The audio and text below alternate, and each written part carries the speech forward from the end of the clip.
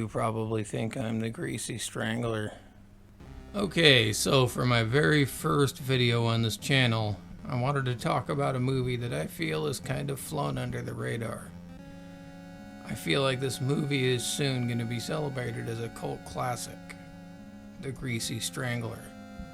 Now, right up front, I feel it's important to say that this is not a movie for everyone.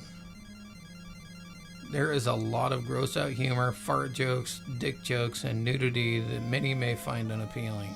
Or, some might enjoy it, I guess. No judging. Not that there's anything wrong with that.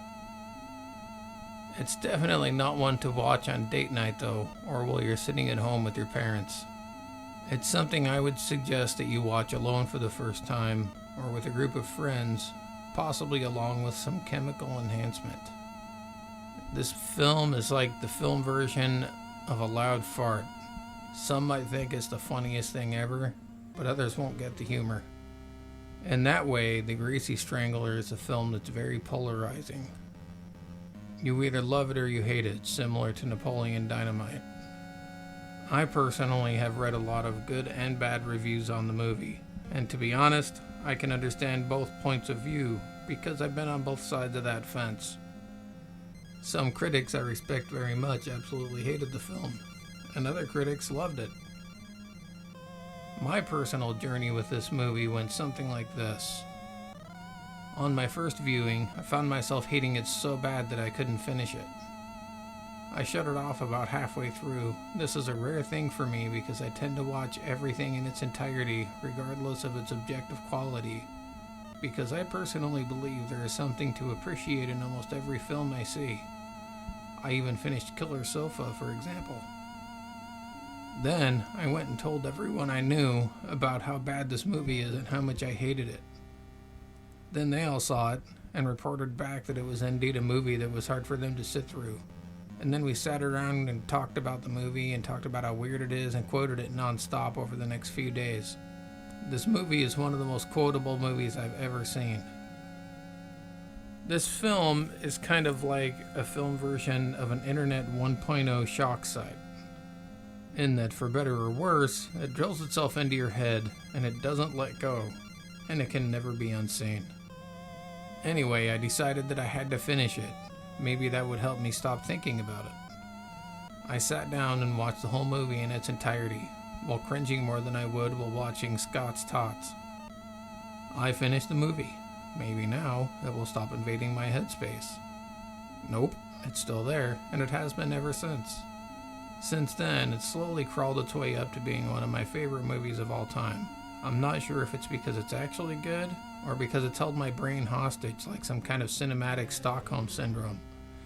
But in either case, when I watch it now, I can't help but giggle the whole way through at the absurdities. Like Ronnie's fake money here, I just love that. It's since become something that I just throw on whenever I'm looking for background noise or I can't seem to think of anything else to watch. The music in this movie is great. It's got a kind of a discordant synth vibe to it that fits the absurdity of the film quite nicely. Andrew Hung's other music is great too, be sure to check him out, especially if you're into 80s type wave or synth music. The cast is amazing, and they really give some brave performances and really let literally everything hang out on screen. I'll say it again, there's a lot of nudity. Now, I've heard a lot of people describe the acting as bad, but I don't think that's the case. Everyone has lines that sound stilted and wooden and weird, but that's by design rather than by coincidence. Everyone delivers their lines exactly how they were intended to be delivered. It's purposely weird, and it's that way for the sake of being memorable. Evidently, the original cut of the film was over 2 hours long, and it had about 45 minutes worth of stuff cut. Considering what was put into the film, it really makes me want to see the cut footage. Maybe we'll see an extra greasy cut someday down the road. Everybody bomb Jim Hosking on Twitter and ask him to make one. Anyway, I guess that's a good enough segue to talk about the director. Jim Hosking got his start writing MTV promos, a job which didn't really go well for him. According to an article that he wrote, he showed up at MTV and was asked to turn in some creative ideas for some promos. He handed them in, and he went to lunch, and when he came back, he found them on his desk in a stack, with a note that said, "Enough of this lame-ass Monty Python shit." That's pretty cold. Anyway, he's also done some work making commercials. One in particular that I remember was for Viva Pinata on the Xbox 360. When I first saw it, I didn't know who Jim Hosking was, but it absolutely stuck with me enough to remember it years later.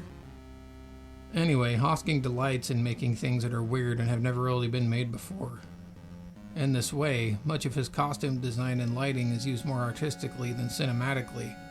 His TV show, Tropical Cocktails, is probably the pinnacle example of this. Tropical Cocktails is a delightfully weird and colorful TV show, and it was evidently too weird for Adult Swim and got canceled after one season. It was too weird for Adult Swim. I think when you're a network that keeps renewing Tim and Eric, that really says something.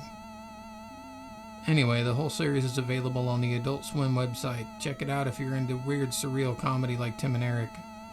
Another Hosking's work is An Evening with Beverly Loughlin, which is probably his most normal work, but it's still weirder than most Hollywood or mainstream movies.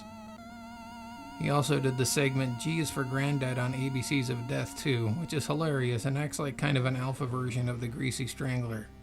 He has a Vimeo channel also that contains a lot of the commercials and short films he's made. It's definitely worth an internet search to find and watch some of it. I'm always checking his page on IMDb and hope that another project will pop up there soon, because he's one of the most interesting and unique filmmakers in history. Anyway, whether you enjoy the Greasy Strangler or not, you can't deny one thing about it and all of Hosking's work. It's that nothing like it has ever existed before or ever likely will again. That alone makes it worth a watch.